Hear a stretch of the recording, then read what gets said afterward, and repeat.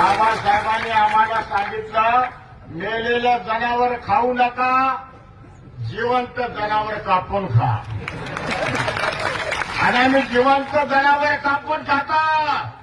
अरे जनावर कापण्याच्या सुऱ्या आमच्याकडे आहेत. अरे भाडखाऊच्या तुका सांगतो आम्हाला.